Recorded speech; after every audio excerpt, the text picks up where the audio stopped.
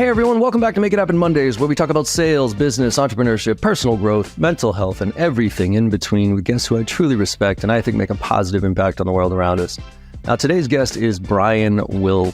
And Brian is a seasoned entrepreneur and best-selling author known for The Dropout Multimillionaire and No, The Psychology of Sales and Negotiations. He's got over 35 years experience and has ventured billions in sales with some of the clients that he works with and a sought-after speaker and mentor in the business world. This conversation was all about negotiations. That's his specialty and it's what I train as well. So these were two people going back and forth. And I always like to learn from peers in the industry on their take on negotiations so I can learn something myself, because there's all nuances when it comes to negotiations all the way from the start. And this is me trying to figure out what I could learn new from him. And so we talked about his overarching philosophy in negotiations and how you have to focus on that first objection, which is basically you're a sales rep. So how do you get past that? And then we talked about active listening, qualifying versus coming with a hypothesis, and then very specifically how he deals with negotiating on price and with procurement.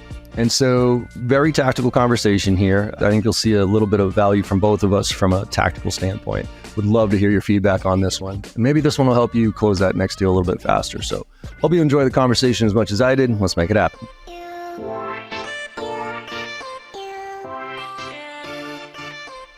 Brian Will, welcome to the Make It Happen Monday podcast, my friend. How you doing? John, I appreciate you having me today. Looking forward to it. Yeah, it's going to be a fun one. I think this is two people talking about negotiations who train negotiations. So I think hopefully this is going to be a pretty valuable episode here. But before we who's going to win? Brian, that's the question. Yeah. That's right.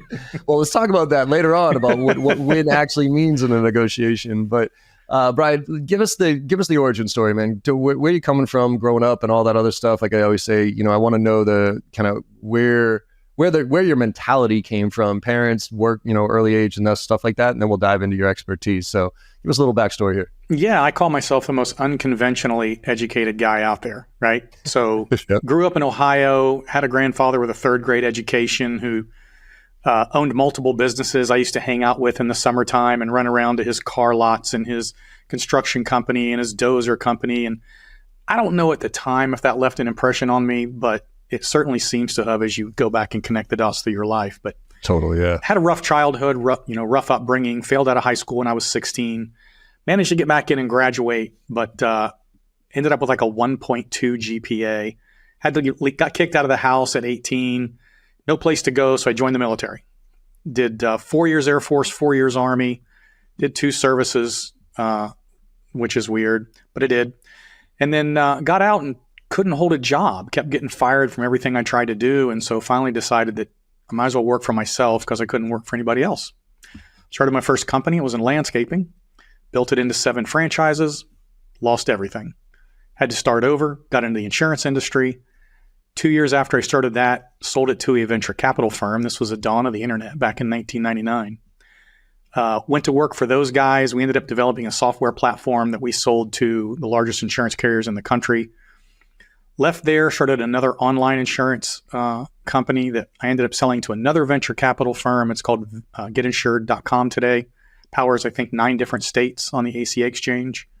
Started another company in the pay-per-performance lead generation space. We sold it to a private equity firm. We were one of the largest digital marketing companies in the country at the time. Got out of that, started doing corporate consulting, sales training, trained thousands of people, sold billions of dollars through our training programs. Did another couple ventures, bought into a restaurant, turned into a restaurant chain, wrote some books, got into the real estate business, got into politics. I sit on city council now, and I also run a entrepreneurial coaching program currently. So wow, quite a diverse background. I was going to say, been pretty busy, huh? It's my ADHD, man. I can't do one thing forever. Yep. No, I know the feeling. Cool. So the politics thing, the city council stuff must be interesting these days. Like, I don't want to get into politics, but you must be seeing some very interesting people sit in front of the city council these days with their arguments, huh? I've often thought about politics on a large level, national level, but a buddy of mine who was on city council told me, he said, listen, if you want to be able to meet your friends and neighbors and fellow business owners, find out what their problem is, and change it and fix it. And we can do that at city council within 2 to 3 weeks. It's the only level of government where you can make a change that quickly to make a positive impact in the community you live in. And I said, that's for me. So yeah, the whole all politics is local, right? pretty much. So very cool. All right, so let's get into. I mean, I think the topic that caught my attention when we first kind of got engaged here was the negotiations piece, right? Because I train negotiations, but I tend to train it in a very fundamental way, right? In the sense that it, not the nuances, not like the Chris Voss of like, deep voice and, inflection points and those type of things. Because to me, negotiations, starts from the minute somebody says, send me information, right? The minute you and I start talking is when negotiations, and breaking down the barrier that negotiation starts from, pricing, right? Because if that's the case, you've already lost. But why don't we start with your kind of overall philosophy on negotiations, of like how you look at it, and then let's dive into some of the details of how.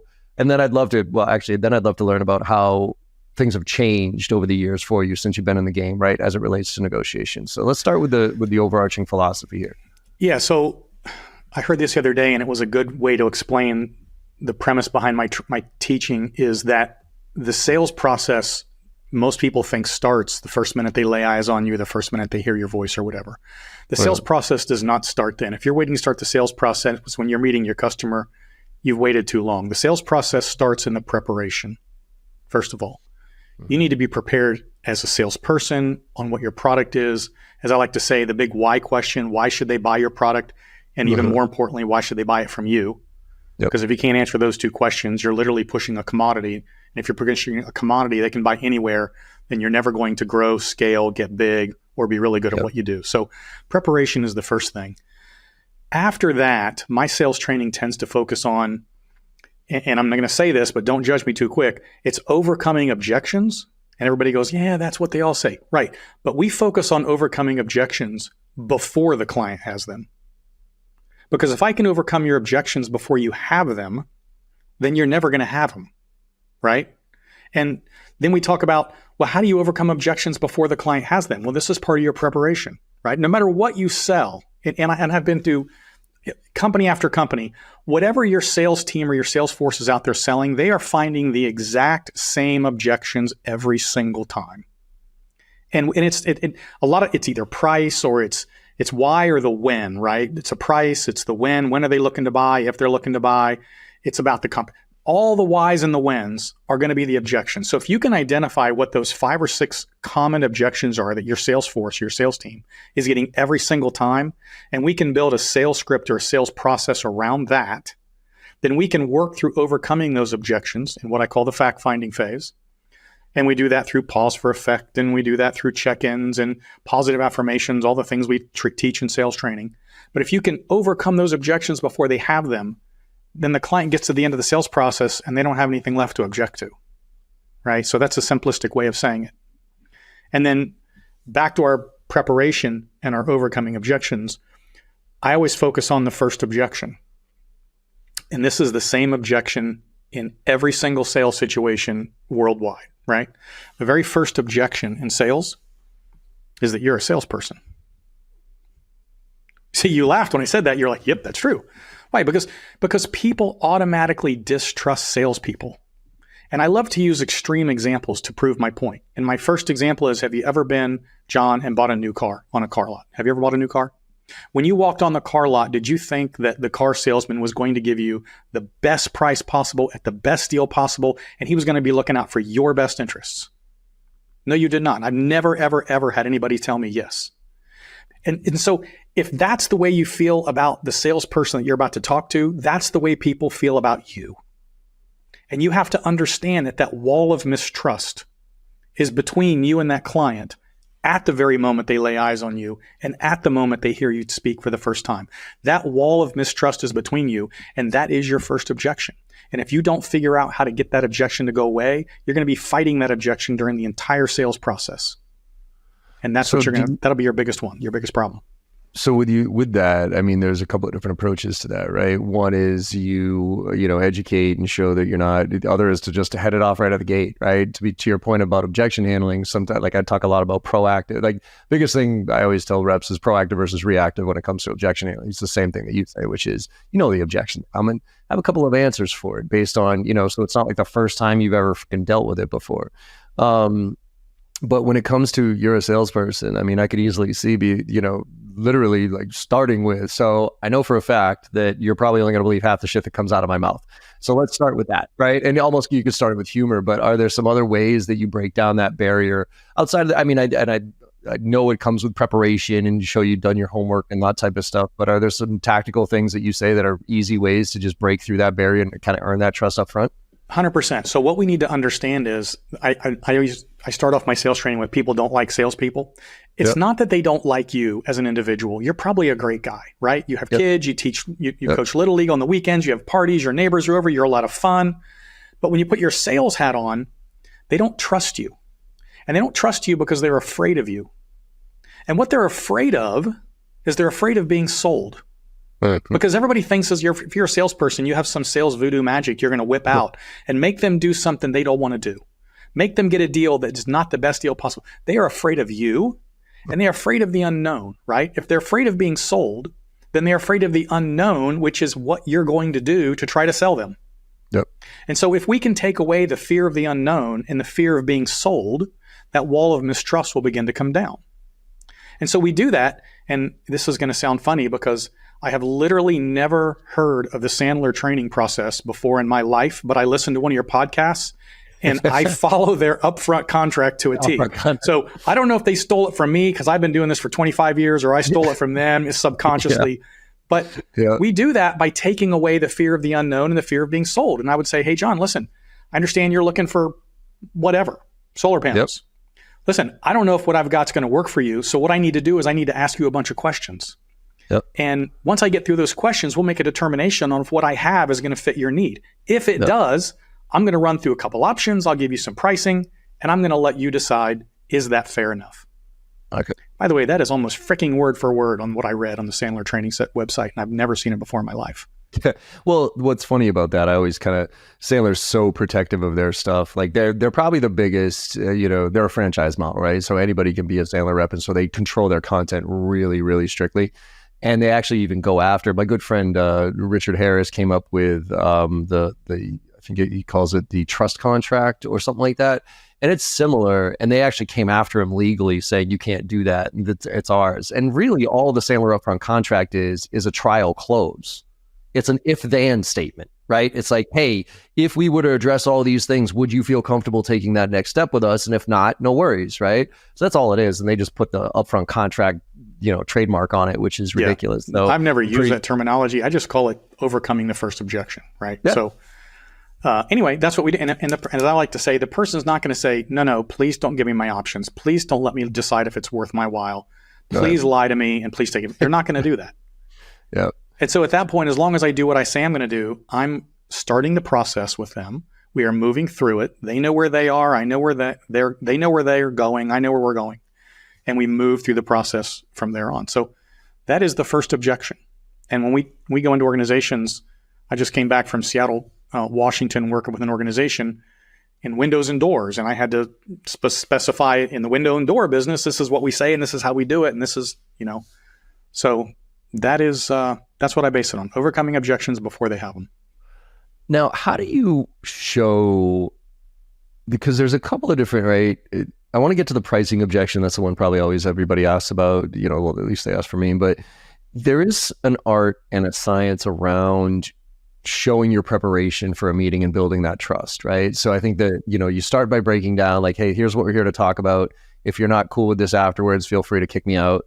Let me walk you through this. And then there's earning the trust by not just being a dipshit solution sales rep who's just going to ask him a bunch of qualifying questions and then giving him a pitch, but it's to show that prep, it's to show that research. And for me, some small, I don't want to say hacks, but just very simple things I do is just say stuff to to not even let them guess that I've prepared. I'll say, hey, Brian, as I was actually preparing for a meeting, I was taking a look at your website and I noticed a few or whatever, right? So I set the stage letting them know I prepared for this meeting, right? And a lot of times I do that with the agenda before the call even starts.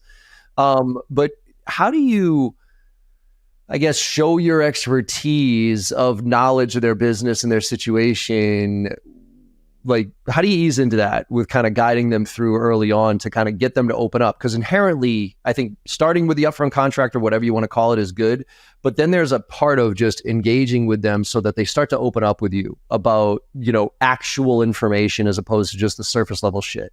So how do you build that trust early on, and how do you articulate the knowledge that you have? So I call it active listening and connective response. Okay. You have to actively listen to the client. And when you respond, don't respond with some canned thing about your product. You have to make a connective response, right? So if you and I are talking, I think are you in Massachusetts right now, Yeah, John? boss. Yep. Yeah. So I've never been to Massachusetts. I'd love to go up there sometime. Don't you have the Liberty Bell or something up there? No, that's Philly. See, you just laugh. I made a connective response to something that I was completely wrong, but you're laughing like, oh my God, no, that's not us. And suddenly it starts to build a little trust. It doesn't really matter, but you got to actively listen and make connective responses, right? And then it's really all about the questions. And in our training, we talk about the why and the when. So I would say, whatever we're selling, I'd say, hey, John, I understand you're looking for these solar panels. Have you shopped anyplace else? And you'd be like, yes. Great. Where'd you shop? XYZ. It's a great company. Why didn't you buy from them? Like, why would you not buy from them? It's amazing how people will tell you what's wrong with your competition, but you're not saying it. They are, right? Well, no, I haven't shopped. So we're the first ones. Yes. Why'd you decide to come see us? Well, I either read your reviews online, ding, ding, ding, or my neighbor told me, or I just did a Google search. You did a Google search. Okay. Well, did you read the reviews online? I'm going to ask you question after question. And as you answer, I'm going to try to make these connective responses because I have to build likability and trust. And then part of my preparation is I'm a professional. I know my product, right? As you start telling me what you're looking for, I'm going to start registering everything in my head that you're looking for. If you shopped my competition, I'm going to register what you didn't like so I don't do that, right? And if we just continue asking the right questions as opposed to pitching product, you will begin to build that trust. And as I like to say, clients will close themselves if you do the question and answer portion correctly. Because again, this gets back to we got to pause for effect and check in and get positive affirmations and all this stuff we can't get into because we don't have enough time. But done right, they'll close themselves. Yeah.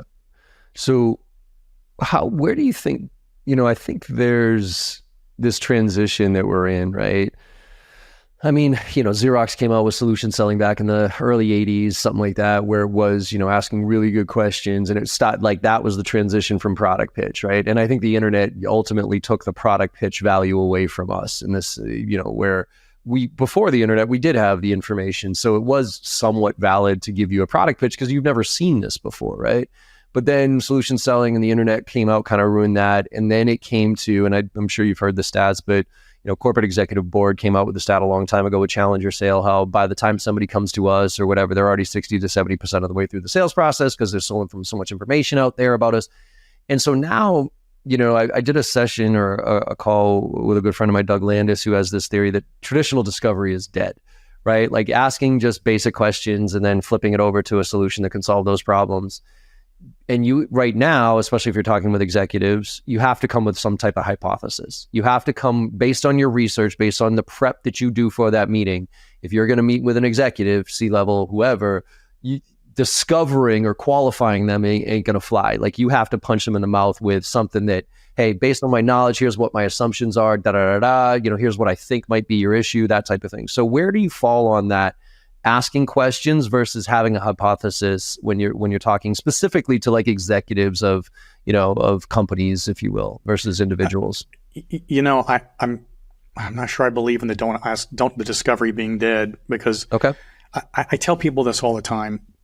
People get so enamored with the name on the front of the building that they forget that they're just talking to people. Mm-hmm. Okay. I don't care what company you work for and what C-level you've got. You're still a person, and people still react the same. They still want to make a connection. They still want to, buy from somebody they like and somebody they trust. They still want somebody who's these are still people. Don't get so enamored with the name on the front of the building that you forget you're talking to people, right? And again, we're just back to this question and answer. I'll give you an example. I was selling software for a company. And they called me in after the first team went in and were bombing. Because the first team went in with a PowerPoint presentation, and the executive team was at the table, and the guy was standing up there talking, and he's at the PowerPoint going, his team was over, and it was bombing bad. So they called me in, and I went in. I had to fly out to California. I got there, and I walked in the next morning, and I was facing the Spanish Inquisition, quite frankly. They were already done with us. They didn't want to see what the new sales guy had to say, and I could read that in the room, like just hostility. And so my team's sitting over here on my right, PowerPoint behind me. I grabbed a chair and I pulled up to the table with him and sat down. And I said, all right, I'm not going to sell you guys. I'm not here to pitch you a product. However, I have used your product, and this is what I found was wrong with it. You tell me if you think that's right or wrong. And they all said, well, yeah, that is right. I said, exactly. Now, you tell me what else. What other problems are you having with this thing? And we sat down, talked for 30 minutes, and ended up closing a $6 million software sale because I literally, instead of selling, just had a conversation with somebody. Yeah, and I think that's a little bit of this, like slightly what you explained there is to me is a little bit of both, right? Because you kind of gave your opinion about something, so that's a lot of design thinking, right? Like you were a customer of them, so you could give insights that they didn't have, or they probably knew, but weren't able to talk about it with a sales rep. So there's a little bit of prospectus there of like, hey, like this is what I see as a challenge, right? Hypothesis, if you will. What else? And then the questions there. So I think that's the balance that I think reps are trying to figure out. Remember, they called you because they have a problem. They didn't call you because they were bored on a Tuesday and they wanted to sit with a salesperson for an hour and a half. So what is the problem? Yeah. Go figure it out, and then in your head, maybe try it, want it, whatever, and then that way when you walk in the door, you can have an honest conversation with somebody. Yeah. So I want to get to other aspects of negotiations, but I'm curious from your perspective on how you see in the years that you've been doing this, negotiations, I guess, as a bucket umbrella topic here, how it's changed, like, or has it, right? Is it still fundamentally the same in the sense that preparation, setting the stage, breaking down the barriers and objections and then sharing, and asking good questions. Has it changed over the past 20 years? Yeah, I don't think human nature has changed. The basis of the negotiation. What has changed is what you talked about earlier, and it's the unbelievable amount of information that's already on the internet that they can already go out and have done their research before you ever get there. That's the change. If you walk in today and try to BS somebody, I go back to my car example. When I walk in and the guy tells me, this is my sticker, and I say, no, it's not. Dude, I already looked that up online, right? I love extreme examples like this. So the information out there has changed the client's ability to understand what they're talking to you about more so than they ever have in the past. So another reason why you need to be a professional, do your preparation, know what you're talking about when you walk in. But fundamentally, people are still people. Yeah, and I think the power shift to your point of like they have more information, like corporate executive board, that whole thing. But I do agree that human nature. That's why I tend to read a lot more books on psychology than I do about sales, right? Because psychology doesn't change. Tactics change left and right and sideways daily at this point. But let me ask you this: do you know Dave Meltzer? I do not know. He's a coach to 3 of Fortune 50 CEOs in this country. This is a big time guy, right? Like Tim Cook of Apple has a coach. These guys all have coaches as well as board of directors. And I was on his podcast, he was on mine, and I asked him a question. I said, you're coaching some of the biggest names in the business. What's the difference between doing that and coaching somebody who's running a $10 or $20 million company? And he said, nothing. Really? Same issues. He goes, now, I help them with dealing with a board of directors and dealing with an investor group or dealing with a public, whatever. But from a personal management standpoint and how they deal and how it's all the same. Yeah, I think ultimately people, that's why I try to, younger reps, when they always freak out talking to a, senior executive, I'm like, do yourself a favor. Next time you go to the store, next time you go to the grocery store, just look in line. And I guarantee you somebody in line who's probably all disheveled and their kids are, hanging all over them. That's probably an executive that you're scared of, and they put their pants on just like you do. All right, so let's dig into the pricing one, right? Because I think that's the one that people are getting the absolute shit kicked out of them right now, which is, across the board, it's brutal when it comes to pricing, because I'm noticing, I've heard stories of CFOs right now just blanket sending an email to every vendor that they have of, hey, we need we're going to cancel our contract unless we get 30% off or 50% off or something absurd. And it's like this, what the shit do I do with this? So obviously, hopefully we have a really good relationship and we have some champions in there that can fight with us. But what's your approach to dealing with the pricing, right? And knowing that pricing is going to be an objection, so that's going to be the ones that we tackle along the way here. Do you just come right out and ask, like, where is pricing fall in this decision, or do you build value first? Like, how do you handle the pricing objection, but also as it relates to negotiations? Honestly, I tend to do that more upfront. I would say in the first 20% of the conversation, and I call it anchoring the sale. Right? This is the way I do it. And I know what is available to me. I know what price range I can be in, depending on the level of product or service that I'm providing. So the first question I would say is, or not the first, one of the questions I would say around pricing is, listen, the product solution you're looking at ranges from whatever, $25,000 to $75,000, depending on the bells and whistles. So I don't want to waste a lot of your time. So you tell me where in that range you want to fall. You want to be on the bottom end at 25 or the top end at 75. And they say, we can't do 25. Then I know I'm never going to close 100% of my deals ever. So if you're telling me out of the gate that I can't even do you at my low end 25,000, then there's not much I can do for you here. So let me, this is the one I always struggle with a little bit, right? Which is, say they can, right? Because ultimately, because there's above the power line, below the power line, right? Below the power line, they get given a budget and they told you can't do anything. Above the power line, you can fuck around with budgets a little bit and steal money from other places. It's really about the belief in the ROI. Like when I have a conversation about one of my, and you and I are similar fields, like my first question to you is, one of my questions to you is, what's your ACV? What's your average contract value, right? Because I'm same range, like 25 to 75. And if your ACV is like $500, I know I'm going to have a hard time selling you a $25,000 thing, right? But if your ACV is $100,000, you and I are not having this conversation. I literally say to people when they're like, oh, John, you're too expensive. I'm like, no, I'm not.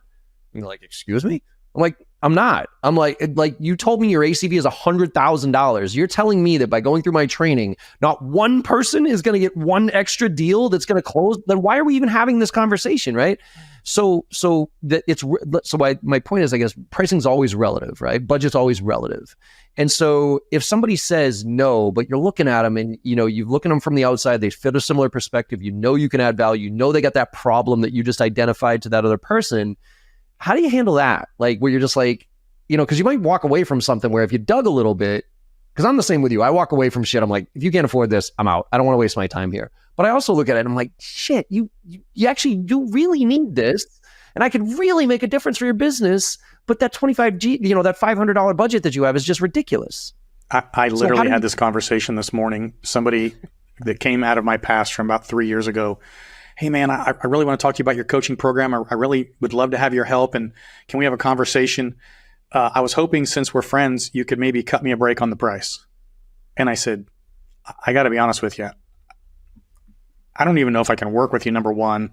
Number two, I'm already working on so many projects now. There is no discount in the price. And number three, I got to be honest with you. If you work with me, you're going to make way more money than what I'm charging you to do this. So you need to make a decision if it's worth making way more money or if you're just worried about a price. And so he was like, okay, fine, I'm in. And again, John, this depends on the product or service, right? There's a difference in selling somebody at IBM who's got a big budget and maybe they don't even know what their bottom dollar is versus somebody that's selling $25,000 coaching program or $50,000 worth of solar panels or, this company in Oregon, $50,000 worth of windows. So that answer is I think subjective a little bit to the person that you're selling to or the process or the company and how much you really want to dig into it. I found in the corporate world a lot of times the people we're selling to, at least in the beginning, aren't the people that are really going to make those decisions anyway. And by the time you get to the end of the sales process, now you're talking to the people they're going to say, done, right? Yeah. And I think that's kind of usually the I guess how I call it sophisticated versus unsophisticated buyers, right? There's sophisticated buyers who know what they're talking about. They usually have a good idea. They've seen the options out there and they know roughly what things should cost. And then there's the unsophisticated buyer that is just basically looking, right? They're Googling and they're usually being told what to do. And I'm a lot more direct with the unsophisticated buyer, right? Like I'll say if somebody's like, well, I only have a budget of $10,000, I'll be like, good luck, quite frankly. Yeah. Like based on what you told me you're trying to do, there's not anybody in this industry I know that will do that for $10,000. Yeah, I got to be honest. I know this industry inside and out. I know everybody in it, and that's not going to happen. And if you think it will, I go out there and look. But I'd be very, very careful about what you may think you're going to get for that, because it's just not out there. Yeah, and I think that's what's so important. That's where I think reps struggle the most, is when they, pricing is, I think the reason that most reps flake on pricing is because they don't really have a good understanding of where pricing comes from. So question for you, you and I both know how we came up with our pricing, what's involved in our pricing, how much we're worth and all that other stuff. But most, 23, 24, 25-year-old reps who come into organization, that's the price. They always get beat up on it. So they're always shy about it. So they always, when somebody says, how much is it? The answer should, say it's $10,000. The answer should be $10,000. Right. But most reps don't say that. They say, well, it's $10,000, but it really depends on. So I guess, is it important for a rep to know what goes into the pricing so they can justify it when given an objection, right? Because there's, there's the justification approach. Well, this is why we charge what we do, versus should they just really be focused on the value they can bring to the client? That's a good question. I don't really know if I have the perfect answer for you. In fact, I would like to hear your answer to that question. Yeah, I think it's, it's an interesting one, because I to a certain degree, it's not the client's business, right? It's like, for me, it's like, well, how'd you come up with your pricing? None of your fucking business, right? Like, I came up with my pricing because I came up with my pricing. But I do know what I invest in. I do know why I'm so confident in my pricing, right? And because I also know how good I personally am at doing in the results I've delivered. But I think that there is something to be said from a business acumen standpoint, because I always look at things from a perspective of, yes, sales techniques are great, right? But if you really want to improve your sales results, improve your business acumen. Understand how businesses work. Understand how businesses make money. Understand how investments get made, right? And so I think it's important to know whether I use that information to justify it. That might come across sounding like a little shitty to a client to say, well, the reason that we're so expensive is because we invest X, Y, Z in R&D and everything else. So I think my answer is more about the confidence that this just isn't a made up price, and that this is where we're going and why we invest and what our roadmap is and how we're allowed to do these things, versus the knowledge exactly of why, so I can justify it to the client, if you know what I mean. We have a saying in politics, if you're explaining, you've already lost. Yeah, exactly. Right. So there's some semblance to that also in sales.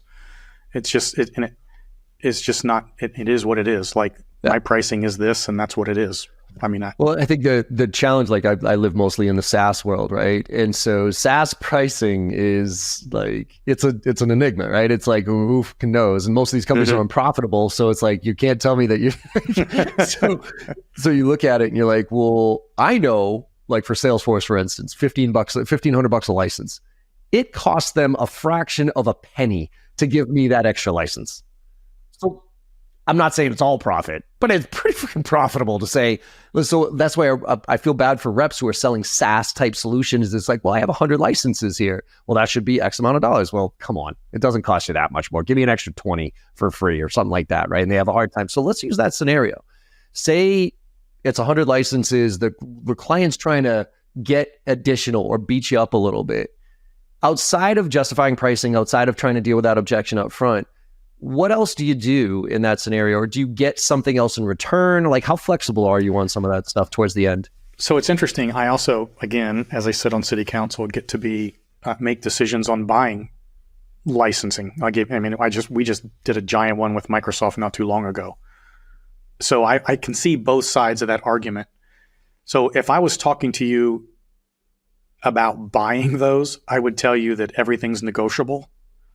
If I'm talking to you about selling them, then my first question to you as a salesperson is, do you have any room personally to make a decision to either knock that price down or give them a deal? Because if you don't, then you don't need to have this discussion, because you don't have that option.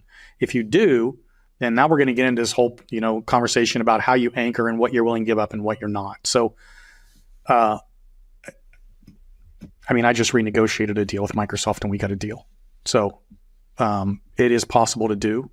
But again, we're back to what the salesperson's authorization is. Yeah. And I think that's the problem, is that, like, it's so flexible for most organizations as far as pricing is concerned. And when a rep does, I think the unfortunate part is a rep will almost always default to what they can give away, right? So they'll That lead is a with, challenge.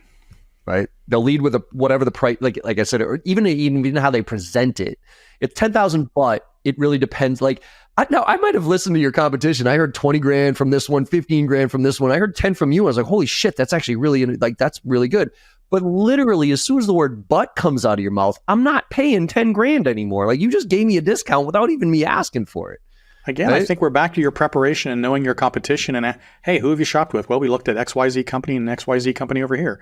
Really? They're great companies. Why didn't you go with them? What were they wanting to charge you? You need to be doing your due diligence, not only before, but during the sales process to find those questions out, because that's an objection we want to try and overcome when we get down the road, if possible. We're back to overcoming objections before they have them. Can't do that unless you have the info. Right. I think that's the challenge right now. It's almost a race to the bottom right now with and a race to the bottom is always a loser, right? I know. Always. The guy at the bottom is going to go out of business, and yet you're trying to compete with him. Yeah. And that's what scared me about a lot of this SaaS stuff. It was a race to the bottom purposely just to get top line revenue numbers versus profitability. And there's a lot of those companies that, WeWork's a perfect example. There's a million of them out there that you can use as storylines to say, well, yeah, that's why they're doing that, right? Because they can, but guess what? They might not be around anymore. The perfect example, I own a little chain of restaurants, and one of my restaurants been there for 35 years, and I've owned it for 13, and every 2 years, another restaurant pops up nearby and they offer cheaper beer and cheaper food. And my staff freaks out. Oh my God, sales are going down. We got to lower prices. And I'm like, no, they will go out of business just like the last 12. Most recent one is they had cash poker games, which are illegal in the state of Georgia. And they said, well, we have to offer cash poker games. I'm like, no, first of all, we're not breaking the law. That's crazy. And second, we're just not going to do it. And it wasn't 60 days later, that place was shut down and they're out of business. So race to the bottom doesn't work. No, it doesn't. That's why I think it also, to your point earlier about like knowing who you are as a business, right? Are you the low cost provider? Well, then your negotiation is going to take a different approach than if you're the high value provider, then go from there. All right. As it relates to procurement, right? Legal and procurement. There's one thing about negotiating with our buyer. And then there's that wall that gets thrown up with procurement. And usually it's almost, ideally you have the champion that guides you through there and tells you what the landmines are going to be and, all that other stuff. But say you're in that, hey, our process is our process. You and I come to an agreement here, and then you go over to talk to procurement and good luck with it. Do you take a different approach when it comes to dealing with procurement and legal as it relates, compared to the approach you take with the business or the technical buyer, if you will? The only thing I will do is set myself up as the buyer's representative within the system to give them and I hate to say this, but I'm giving them the illusion that I can help them through the process. When sometimes I can't, but I might just be their sounding board to complain about what's going on. And, you know what? That makes me mad too. Let me go see what I can do. Unfortunately, then you're just back into your sales game. Unfortunately, I can't do anything about that. But yeah, if you set yourself up as just the buyer's champion within the process, at least they're going to like you. They might not like the company, but they'll always like you. So, how about walkaway lines? Do you believe in walkaway lines? And I use the example of Shark Tank, right? Where it's like, it always cracks me up when people walk in, they're like, I'll give 20% of my business for 30%, for, whatever, $100,000. And then they walk out giving away 90% of their business for $50. And it's like, what happened? And I look at it as, well, you have to have a walkaway line. But that walkaway line is like, say it's 30% for $100,000. Like that's your walk. Like you come in at 20, you'll go to 30, but once it hits 31, F off, right? I'm out of here. That 1% is such a hard thing to walk away from. You know what I mean? Like if it does get there and it's like, they'll say, okay, give me 32.5%, but your walk away line in your head was 30 grand or 30% no matter what. So F off. A, do you believe in walk away lines? B, what's your approach to them when it gets past the point? Because I believe we all have a walk away line 100%. In our head, whether we like it or not. Buyers and sellers both, by the way. The fear of loss is the fear of loss.